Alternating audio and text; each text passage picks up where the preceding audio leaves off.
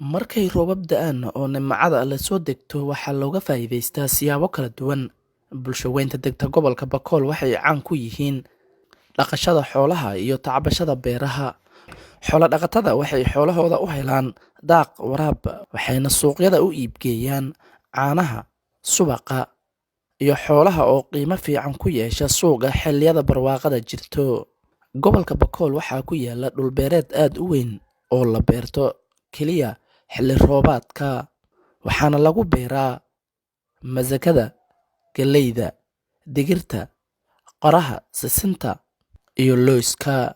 Halka dadka qaar ay bilaabeen inay uga faa'iidaystaan beerashada khudaarta cagaaran noocyadeeda kala duwan.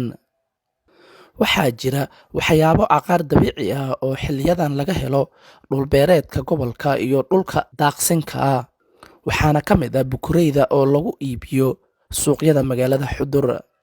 Waxaan tagay goob lagu iibiyo bukureyda si aan wax badan uga ogaado. Waxaan la kulmay maamo ku ganacsata, waxaan kala sheekaystay meelaha laga helo iyo sida loo iibsado. Biraabala guri duur seegala Inta lagu gurey. beero kore Haye, ilaa guri haye, duur seedishene haye, heerlan karsada wala midin gadade haye. Mana waxyaabaha halkan faa'iido leeyahay marka. fayday agaaro wal kasta dhangan rooni Haye, agaaro reesa soorta la kaame way dilaade ku saarkayna bu markan xilli roobaadka la bixin misle kala bixin. roobka leeyahay mid roobka leeyahay Haye. inta kale ma baxo Markan meel gaar ah sulka abuura jirtay. maya ma ilaahay leebi Haye, beero la isku taa haye. Markan usoo seey may gadaw miya waa may baahan inta la guro. isoo seey lang horta tagada daw maaran Haye, way jareereedeeshe saas dayl kaga gaday haye hata tan meega hang meega. lam ku gaday Dadku ko gadayna. Haye. oo gaday Dadku jumla sida u jaraan ama kala lamba. dad jamnaa sida aradi ay indiigo raadi aradi saarawn jaran dad magaaladana dad jagada karsida Madan magaalada dhan meelo dhan way ku helay meel gaar ah leeyl ku helay. inta la idinka gaday Ma yani beeroon dhow leeyl ku helay beero meel dhan ka taale meel gaar ah ka baa. meel beeroon kore leeyahay Haye. Ad meel la tax ku gadaas ama ku guraas ma soo ko gaday. ma oo gado Haye. ilaahay baabiyay Adila beerta ka baaw. ab walaalan leh Markan su'aalahan maalintii meega goobad amal hagada guraas gadaas. anke ke loorka buuside Haye.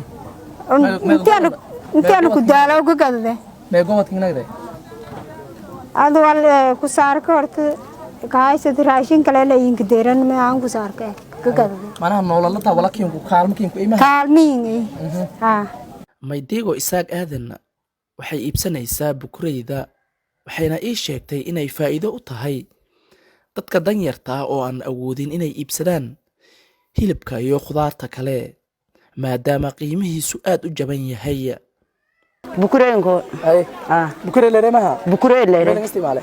wal kasta laga isticmaalo raas bariis koob la argo la kaame soorta la kaame goobta olole isu ku fay badan saasa maniji Haye qiimiday meey.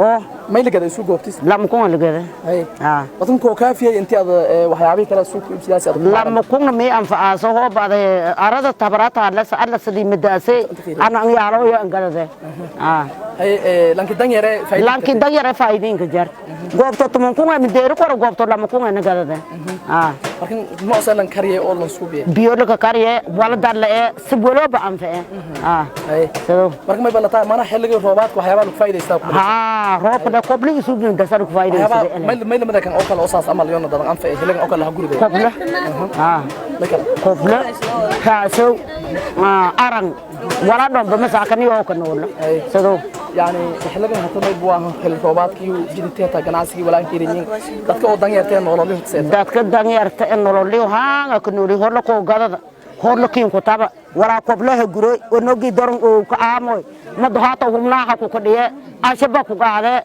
ساسات ولا لك معاملة Bukureyda waxay isugu jirtaa noocyo badan. Qaar waa cagaar oo la kariyo loona isticmaalo soorta, anjeerada, bariiska, baastada, waxayna socodsiisaa caloosha siday ii sheegeen dadka isticmaala.